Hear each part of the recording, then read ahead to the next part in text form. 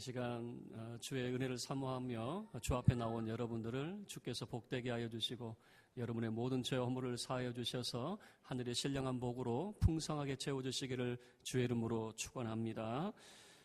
오늘 시편 67편 말씀을 통해서 새해를 맞이하면서 불렀던 그 노래가 어떤 노래였는가라고 하는 것을 함께 우리가 살펴보도록 하겠습니다. 시편 내용은 어떤 시적인 내용이지만은 단순히 음미하는 그런 내용이 아니라 노래로 불려졌던 찬송가라고 말씀을 드렸습니다. 아니 어떻게 음표도 없는데 이것이 찬송가가 될 수 있습니까? 저도 어렸을 때 교회 다니면서 참 신기했던 것이 있어요. 어른들 찬송가를 보면 글자만 있어요. 옛날에는 가로 글자가 아니고 세로 글자 이렇게 있었잖아요. 글자만 있는데 참 신기하게도 저는 이거 어떻게 부르지 했는데 다 따라 부르더라고요. 그 노래들이 조금씩 다르긴 하는데 또 하나 특이점은 뭐냐면 부르긴 부르는데 다 거기서 거기 같아요. 옛날 어르신들 노래 부르면 다 창가처럼 불렀던 것 같아요. 그래서 부르면 거의 분명히 노래는 다른데 분위기는 거의 다 비슷한 그런 식으로 불렀던 기억이 나요. 이 시편의 모든 내용도 어떤 시적인 음미하는 그런 내용보다는 하나님 앞에 노래로 찬송가로 불려졌던 그런 내용들입니다. 특별히 67편의 내용은 언제 불렀을까? 여러분 우리가 찬송가도 그냥 막 부르는 게 아니잖아요. 고난주간 때 부르는 노래, 부활주일 때 또 이제 성탄에 부르는 노래 다 조금씩 다르잖아요. 이 67편의 내용은 언제 불렀을까? 이 장막절에 불렀던 노래로 알려져 있습니다. 그럼 장막절이 언제냐? 유대인의 한 해를 끝내고 이제 새해를 준비하며 맞이하는 것이 이제 장막절이 되는데, 그러니까 한 해의 끝자락에서 새해를 바라보면서 불렀던 노래가 바로 이 67편의 내용이다라고 말할 수 있어요. 또 언제 불렀느냐? 안식일 날 부르게 되는데 한 주가 마치게 되고 이제 새 날을 준비하면서 불렀던 노래. 그러니까 한 주의 끝, 한 해의 끝에서 불렀던 노래 중에 하나가 바로 이 67편의 노래가 되는 것이죠. 저도 곰곰이 생각을 해봤어요. 그럼 우리나라 사람들은 이 한 해의 끝에서 어떤 노래를 부르는가 곰곰이 생각해 보니까 301장 같은 것이 아니겠는가. 지금까지 지내온 것 주의 크신 은혜라, 이런 노래를 부르지 않을까. 그러니까 이런 분위기의 그런 노래였을 것 같다라고 이제 생각이 드는 거죠. 자, 그러면 이제 이 67편의 이제 특징이 뭐냐? 이 67편의 특징은 이 하나님이여라고 하는 하나님에 대한 그런 부름이 많이 나옵니다. 그리고 모든 나라 또 모든 그런 민족들이라고 하는 그런 표현이 나오니까 특별히 이 67편은요 선교사님들이 참 좋아해요. 모든 나라, 민족들 막 이런 내용들이 나오니까 선교사님들이 얼마나 좋아하는지 몰라요. 그런데 제가 이 말씀을 준비하면서 이 67편은요 예수님이 우리에게 남겨주신 주기도의 내용과 닮아 있습니다. 여러분 주기도를 여러분 정말 사랑할 수 있기를 바랍니다. 예수님이 이렇게 말씀하셨어요. 너희들 이렇게 기도하라 라고 우리에게 남겨주신 그런 기도의 내용입니다.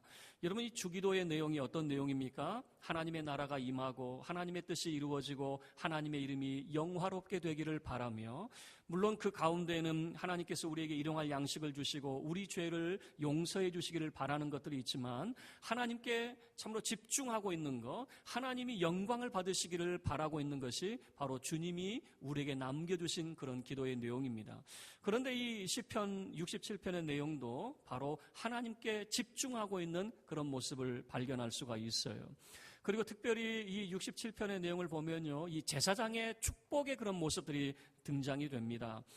제가 성지순례 가서 참 인상 깊었던 그런 장면 하나가 있어요. 여러 내용들이 이제 인상 깊었지만 특별히 인상 깊었던 게 뭐냐면은 제가 그 이슬람 회당에 들어갔습니다. 여러분 이슬람 회당은 이제 저도 이제 처음 들어가게 됐는데요. 근데 한켠에 보니까 한 할아버지예요. 할아버지인데 어느 정도냐? 우리로 치면 왕 할아버지예요. 아주 그냥 나이가 많으신 한 할아버지가 방석을 놓고 그 위에 할아버지가 앉아 계시더라고요. 근데 저는 저분 뭐 하는 분인가? 이렇게 이제 저는 이제 잘 모르니까 그렇게 봤었죠.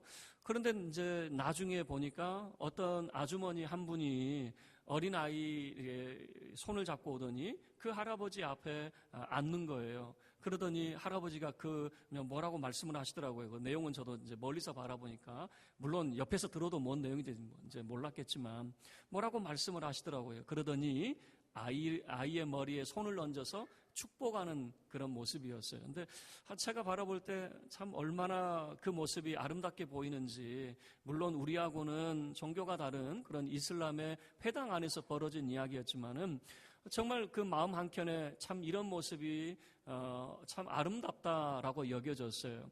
정말 존경받는 그 어르신이 앉아 있으면 참 어린아이를 데리고 와서 그 어른에게 기도받기를 바라는 이런 모습이 정말 우리 교회 안에서 이루어져야 될 그런 모습이 아닐까라고 하는 그런 생각도 했죠.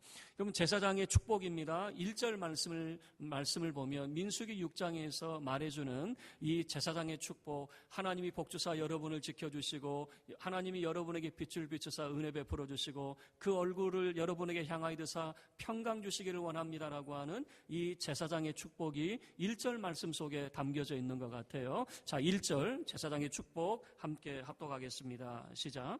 하나님은 우리에게 은혜를 베푸사 복을 주시고 그의 얼굴빛을 우리에게 비추사.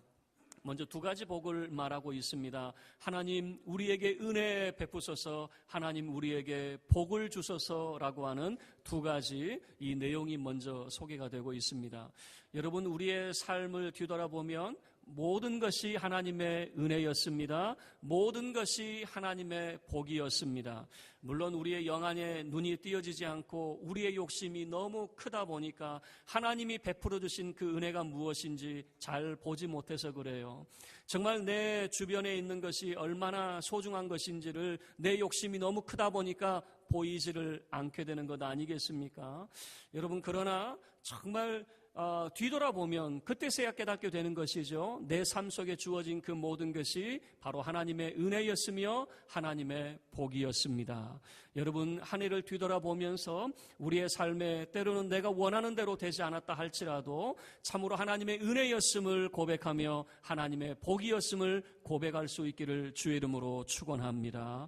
어떻게 이게 은혜였고 복이었느냐? 그 다음 구절에 뭐라고 이야기합니까? 우리에게 그 빛을 비추사라고 하는 그런 내용입니다. 하나님이 우리에게 빛을 비춰주셨을 때에 그때서야 깨닫게 되는 것입니다. 반대로 생각해 보죠. 빛이 없는 상태가 어떤 상태입니까? 어둠의 상태입니다. 무지의 상태입니다. 열심히 노력을 하지만 그 어둠 속에서 뭔가 부지런하게 노력을 하지만 아무 결과가 없는 상태가 바로 어둠의 상태가 되는 것입니다. 이스라엘 백성들이 광야 40년 동안 그들이 광야에서 살게 되었습니다. 한번 생각을 해보세요. 남자만 60명입니다. 전사만 60만 명입니다. 그 60만 명이 뭘 못하겠습니까? 왜 광야를 못 벗어나겠습니까? 그러나 40년 동안 벗어나지 못했습니다. 그 이유가 뭡니까? 하나님이 허락하지 않으셨기 때문입니다. 여러분, 사람이 어둠 속에 머물게 되면 그 40년의 세월을 방황하였더라라고 헤매었더라라고 말하듯이 우리의 인생은 어둠 속에서 그 무지 가운데 무언가 부지런히 일하지만 그 어둠 속에서 방황하고 헤매는 인생을 살 수밖에 없는 것이에요. 그러나 하나님이 우리에게 은혜를 베풀어 주셔서 우리에게 진리의 빛을 하나님께서 비춰주시면 하나님께서 비춰주시는 그 빛 가운데서 우리는 하나님의 은혜를 힘입어 살 수 있게 되는 것이고 복된 자의 인생이 될 줄로 믿습니다. 예수님께서 제자들에게 너희는 저 건너편으로 건너가라고 그랬어요.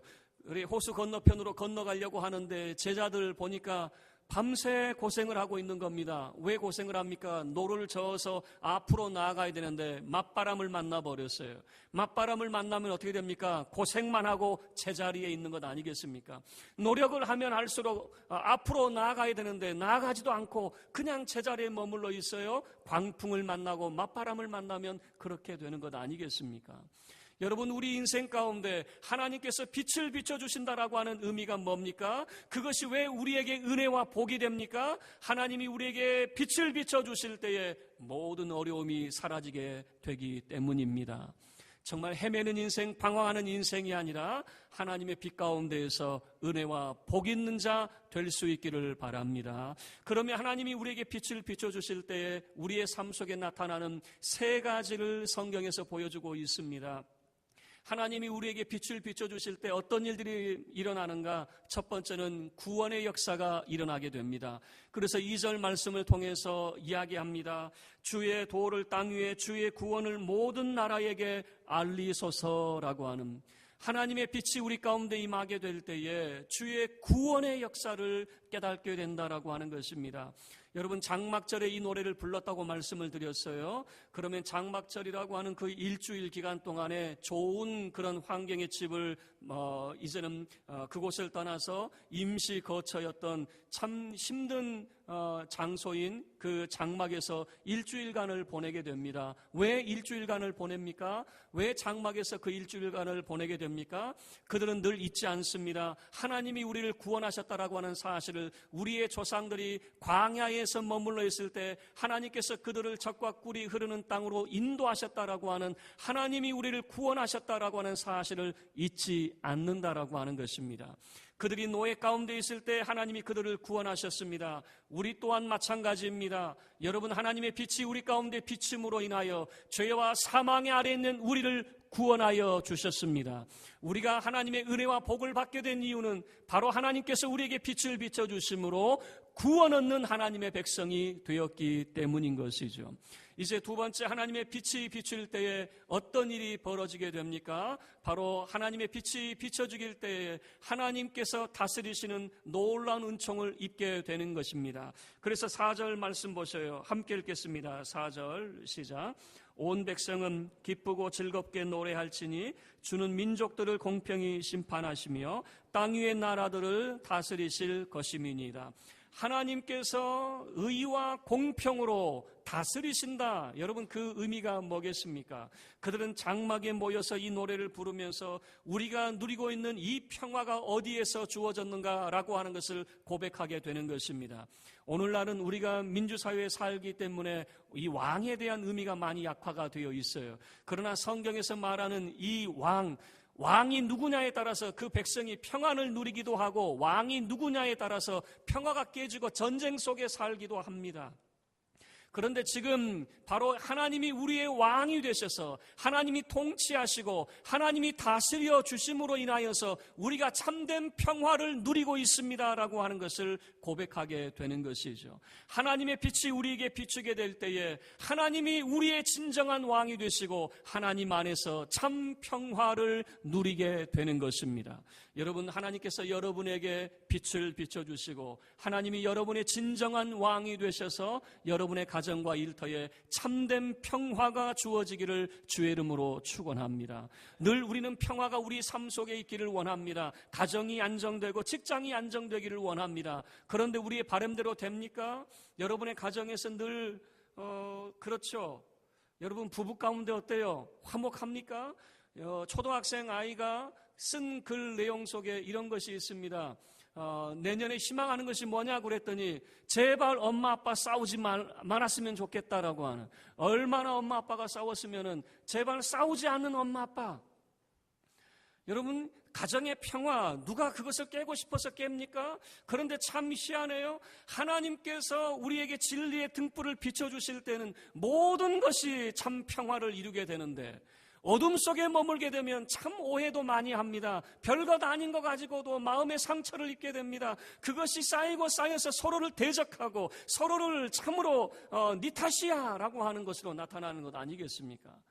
그러나 하나님의 은혜와 복을 받게 되면 참으로 하나님 안에서 누리게 되는 참 평화를 깨닫게 되는 것이죠. 우리가 이렇게 평화를 누리는 것이 다 누구 덕분인가? 우리의 왕 되신 하나님 덕분입니다 라고 하는 것을 노래하고 있는 것이죠. 마지막 세 번째입니다. 하나님이 우리에게 빛을 비춰주실 때 어떤 일이 나타납니까? 바로 하나님으로 인하여서 소산의 복을 받게 된다라고 하는 것이에요. 6절 말씀입니다. 함께 읽겠습니다. 6절 시작. 땅이 그의 소산을 내어 주었으니 하나님 곧 우리 하나님이 우리에게 복을 주시리로다라고 하는 겁니다.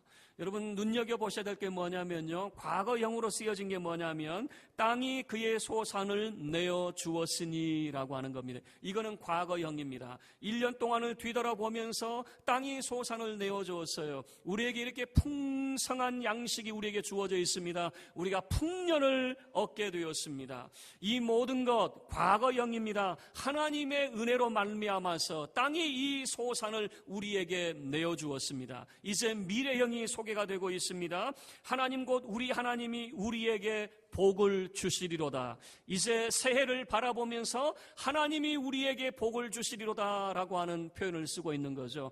그런데 7절 말씀에서도 하나님이 우리에게 복을 주시리니 라고 하는 것이죠. 여러분 유대인들의 어법 가운데 무엇을 강조하려고 할 때는 똑같은 내용을 2번 반복한다고 말씀을 드렸어요. 그래서 그들 가운데 확신을 가지고 있는 것이 있습니다. 한 해를 뒤돌아보면서 하나님이 이렇게 우리에게 은혜와 복을 주셨는데 내년에는 어떨까? 내년에는 어떨 것 같습니까? 올 한 해 하나님께서 우리에게 은혜와 복을 주셨다면 내년에는 어떨 것 같아요? 여전히 하나님께서 우리에게 복을 주시리로다라고 하는 그 확신을 갖게 되는 것입니다. 여러분 한 해 동안 우리를 돌봐주신 그 하나님의 은혜와 복이 내년에도 여전히 복과 은혜로 임하게 될 줄로 믿습니다. 자, 이 말씀을 우리가 함께 살펴봤어요. 제사장의 축복의 내용이 하나님께서 우리에게 은혜를 베푸시고 복을 주시고 우리에게 빛을 비춰주셔서 구원의 역사로 평화로 그리고 우리의 삶 속의 번영으로 이 모든 것을 하나님께 간구하는 그런 모습으로 보여집니다. 그러나 이것을 조금만 돌려보면요, 우리 입장에서는 하나님이 우리를 구원하셨습니다. 우리에게 평화를 주셨습니다. 우리로 하여금 번영의 복을 주셨습니다 라고 말할 수 있어요. 그러나 조금만 돌이켜보세요. 조금만 돌이켜보면 이 모든 것이 누구로부터 주어진 것이냐? 바로 우리의 왕 되신 하나님께서 우리에게 주신 것이다 라고 하는 것이에요. 여러분 우리가 우리의 소원이 있지만 누구를 바라봄으로 이 모든 것들이 주어집니까? 우리의 왕 되신 하나님, 우리를 다스리시는 하나님을 통해서 주어지고 있다라고 하는 것을 노래하고 있는 것입니다. 여러분 늘 하나님을 주목하며 하나님을 바라볼 수 있기를 바랍니다. 성도님들에게 늘 감사하세요라고 말씀을 드리면 감사할 거리가 없어요 그러면서 감사할 거리가 없다라고 이야기해요. 그런데 여러분 성경의 원리에 대해서 말씀을 드렸죠. 하나님께서 뭐라고 말씀하셨다고요? 내 귀에 들린 대로 내가 그대로 행하리라. 여러분 이 말이 무슨 말입니까? 광야에서 이 10명의 정탐꾼들의 이야기를 듣고 우리 가나안 땅에 들어가면 우리 다 죽게 생겼다. 그래서 그들이 뭐라고 이야기합니까? 이스라엘 공동체가 우리 못 가겠습니다. 우리 가나안 땅에 안 들어가겠습니다. 그곳에 가면 우리 다 죽게 생겼는데 우리가 왜 갑니까? 그랬어요. 그럴 때 하나님께서 내 귀에 들린 대로 내가 그대로 행하리라 그랬어요. 그런데 여호수아와 갈렙은 뭐라고 이야기합니까? 아니요, 그들은 우리의 밥입니다. 하나님께서 우리에게 명령하셨고 약속하셨으니 그 땅에 들어갑시다 그랬죠. 그 두 사람만이 그 땅에 들어갈 수가 있었던 것이죠. 여러분 감사할 거리가 없다고 말하지 마세요. 믿음으로 하나님을 기대하시고 고백할 수 있기를 바랍니다. 하나님이 우리 삶 속에 베풀어 주실 그 은혜와 복을 기대하시고 하나님 앞에 감사할 수 있기를 바랍니다. 여러분 신앙은 하나님을 기대하는 거예요. 신앙은 하나님이 내 삶 속에 베풀어 주실 것들을 기대하는 것이 신앙입니다. 눈에 보이는 것을 말하는 것은요, 안 믿는 사람도 할 수 있는 거예요. 예수 안 다니는 사람, 교회 안 다니는 사람들도, 예수 안 믿는 사람들도 얼마든지 말할 수 있어요. 눈에 보이는 대로 말할 수 있어요. 그러나 믿음의 말, 하나님이 우리 삶 속에 행하실 그 일들을 기대하는 말들은 믿음의 사람들만이 할 수 있는 것이죠. 하나님은 내 귀에 들리는 대로 행하리라 라고 하는 말씀을 우리에게 말씀하셨어요. 여러분 이 시편의 노래가 저와 여러분의 노래가 될 수 있기를 바랍니다. 세상을 바라보면 희망이 보이지 않아요. 세상을 바라보면 참 뭘 말해야 될지 모르겠어요. 예전에 제가 금강산에 갔을 때 북한 그 안내원이 저에게 물어보더라고요. 요즘에 한국에 좋은 소식이 있나요? 라고 저에게 물어봤어요. 그런데 한번 생각해 보세요. 여러분 뉴스 한번 잘 아시지만 뉴스에서 좋은 소식 나온 적 있어요, 없어요? 맨날 뉴스에서 하는 이야기가 뭡니까? 매 안 좋은 이야기 하게 되잖아요. 그러니까 저도 지금 한국에 좋은 소식이 있습니까? 라고 물어보는데 말할 게 없는 거예요. 맨날 뉴스에서 나쁜 이야기만 하니까. 사람들 만나면 좋은 이야기 합니까? 맨날 안 좋은 이야기만 하니까. 지금 경제적으로 어려운 이야기, 정치적으로 어려운 이야기, 맨날 어려운 이야기만 하다 보니까 제가 말을 못했어요. 그리고 돌아서서 생각을 해봤어요. 왜 내가 말을 못했을까? 정말 하나님 믿는 백성이 왜 좋은 이야기를 내가 못했을까? 정말 뒤돌아서 제가 후회를 했어요. 여러분, 이제 2018년도 한 해를 우리가 이제 보내면서 우리가 이 즈음에 하나님 앞에 드려야 될 노래, 감사의 거리를 찾아보니 감사할 것이 없네요가 아니라 이 시편 67편의 노래가 저와 여러분의 고백이 될 수 있기를 바랍니다. 하나님이 내게 은혜와 복을 주셨습니다. 하나님이 우리에게 빛을 비춰주셔서 우리를 구원하여 주셨고 우리에게 평화를 주셨고 소산의 복, 번영을 우리에게 허락해 주셨습니다. 여러분, 이 고백을 할 수 있기를 바랍니다. 이것은 우리의 왕 되신 하나님의 다스리심을 보는 자만이 할 수 있는 고백이기 때문에 그렇습니다. 우리의 왕 되신 하나님 앞에 참으로 이 모든 것이 주의 은혜였으며 주께서 베풀어 주신 복이었음을 고백함으로 하나님 앞에 나아가는 한 해의 끝자락이 될 수 있기를, 새해를 맞이하며 준비하는 저와 여러분의 노래가 되기를 주의 이름으로 축원합니다. 우리 모두 자리에서 일어서서 함께 찬양하겠습니다.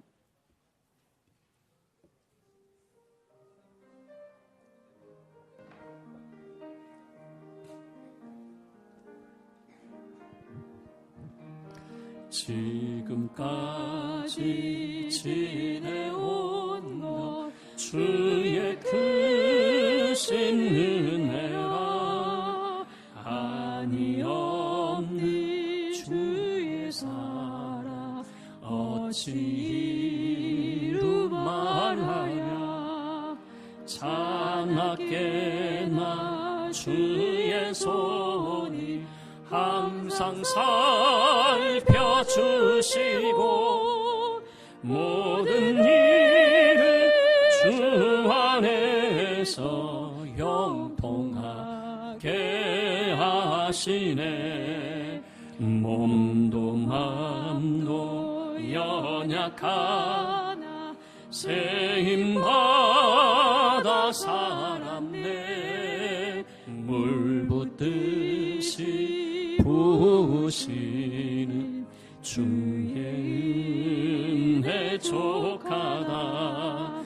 사랑 없는 거리에 나 험한 산길 헤맬 때 주의 손을 굳게 잡고 찬송하며 가리라. 주님 다시 배울 날이 날로 다가와 무거운 짐 주께 맡겨 벗을 날도 멀잡네. 나를 위해 예비하신 고향 집에 돌아가 아버지의 품 안에서 영원토록 살리라. 아멘. 시간 우리 교회 문을 나서기 전에 우리 함께 기도하고 헤어지기를 원합니다. 새해를 맞이하는 그 끝자락에서, 한 해의 마지막 그 끝자락에서 그들이 불렀던 노래는 모든 것이 주의 은혜였으며 주의 복이었습니다라고 하는 것을 고백했습니다. 그리고 여전히 그들이 구하는 것은 주께서 우리에게 빛을 비춰 주시옵소서라고 하는, 이 시간 우리 함께 기도할 때에 우리 한 해를 뒤돌아보며 하나님의 은혜였으며 하나님의 복이었음을, 또 여전히 새해에도 여전히 하나님께서 우리에게 복으로 함께 하실 것을 비춰주시기를, 빛 비춰주시기를 우리 간절히 사모하는 마음으로 주여 간절히 한번 외치고 함께 기도하겠습니다. 주여, 거룩하신 하나님